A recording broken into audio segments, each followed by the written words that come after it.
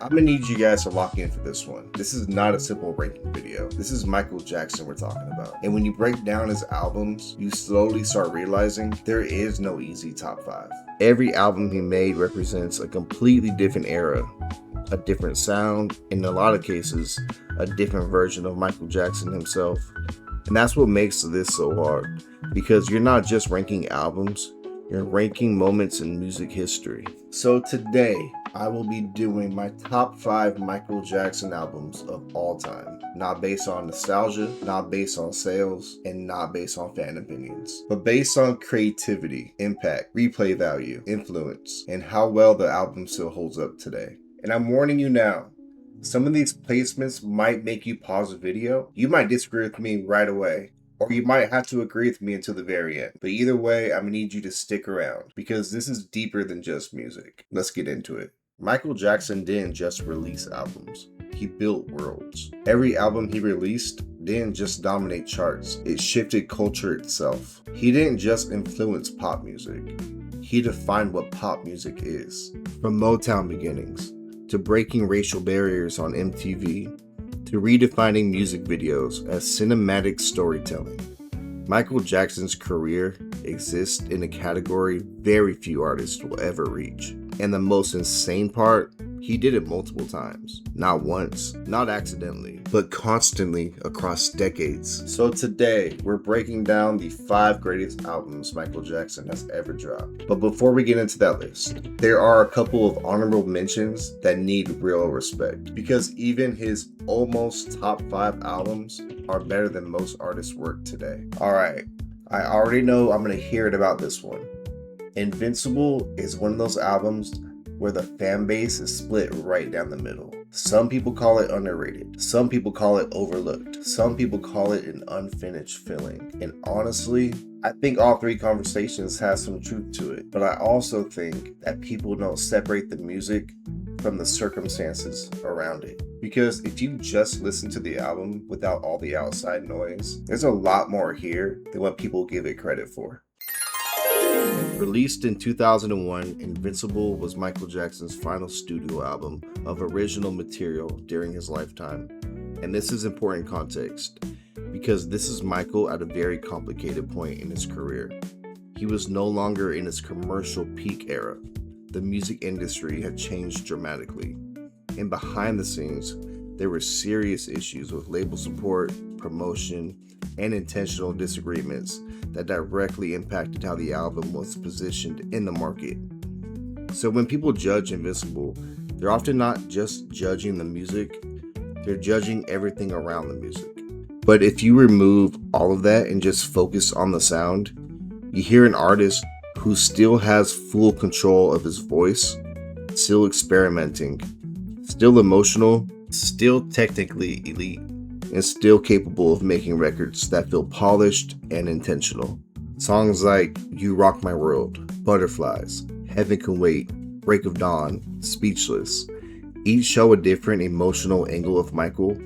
Some are smooth and commercial, some are deeply emotional, some are stripped down and vulnerable, and that range matters. Because even at this stage of his career, he wasn't repeating himself. He was still evolving. But here's the real question with Invincible. What would this album be considered if everything around it went right? If he had full label backing, full promotion, no label conflict, and no distractions, would we still be calling this a forgotten album? Or would we be calling this a late career masterpiece? And that's why it belongs in this conversation, even if it didn't make top 5. Now, this is probably the most misunderstood album in Michael Jackson's entire catalog, because most people dismiss it immediately just based on what they think it is. This was not just a remix album. That's just the surface level of reading. But what it actually is something way more creative than that. Released in 1997, Blood on the Dance Floor is a hybrid project. Yes, it contains remixes of existing songs, but the real value comes from the original material, because that's where Michael Jackson experiments with tone, atmosphere, and storytelling in a way that feels almost cinematic. This is not designed to be a traditional pop album. This is designed to feel like a world you step into. The energy is darker. The themes are more psychological, and the visuals associated with it feel like short films rather than a standard music video. And that's what I think people are missing about this era of Michael. He wasn't just making songs anymore. He was building experiences. And Blood on the Dance Floor is one of the most clearest examples of this shift. All right, now we are officially onto the list. And number 5 is when things start to get real serious. Because this is not a comfortable album, but it might be one of his most important.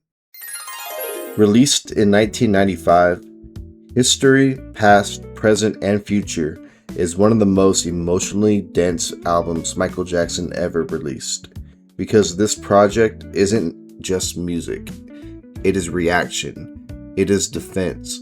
It is reflection. And it is frustration turned into art. This album came during one of the most intense and public periods of Michael's life, where media scrutiny was constant. Public perception was shifting. Because every part of his existence was being analyzed in real time. And instead of stepping back, he responded with music. Songs like Scream, They Don't Care About Us, Earth Song, Stranger in Moscow, Childhood, each represent a different emotional response. Anger directed outward, pain turned inward, isolation, reflection, and hope trying to break through. All of this exists in one album. And I'll be honest, this album isn't easy to revisit casually. It wasn't designed for that. It demands attention. It demands emotional investment. And depending on your perspective, this album might be heavy to sit through, but that's exactly why it matters. Because it's real. Now, this is when everything changes. This is when Michael Jackson becomes a solo superstar in his own right. Not a former child star. Not just part of the Jackson 5, but a fully formed artist. Released in 1979. Off the Wall represents Michael Jackson's first true artistic transformation. This is where he steps fully into adulthood as a performer. And more importantly, this is where he finds his sound. Working with Quincy Jones, Michael blends disco, funk, soul, and pop into something that feels incredibly smooth, but also incredibly structured. Every track feels intentional. Nothing feels wasted. Even the production quality, even by today's standards, is still very impressive. Songs like Don't Stop Till You Get Enough, Rock With You, She's Out of My Life are not just classics. They are foundational records that still influence today's modern pop production. And what makes this even more insane is that this is just the project where Michael Jackson was finding out who he was as a solo artist. Because after this, he didn't just improve, he exploded. Now this is where the conversation gets complicated, because Dangerous is where Michael Jackson adapts to a completely new era of music. Released in 1991, Dangerous represents Michael Jackson entering a completely new musical landscape. The early 90s were changing fast. Hip-hop influence was growing. Production styles were evolving. And pop music was shifting away from the 80s sounds. But instead of following trends, Michael builds his own version of the 90s. Songs like Black or White, Remember the Time, Jam, Heal the World show both entertainment and message working together. And I'll say this, Remember the Time is one of the most visually ambitious music videos ever created. It feels like a full film production, not a music video, a film. Now this next album is Michael trying to prove something very important. Thriller was not a fluke. It wasn't timing. It wasn't luck. It was consistency.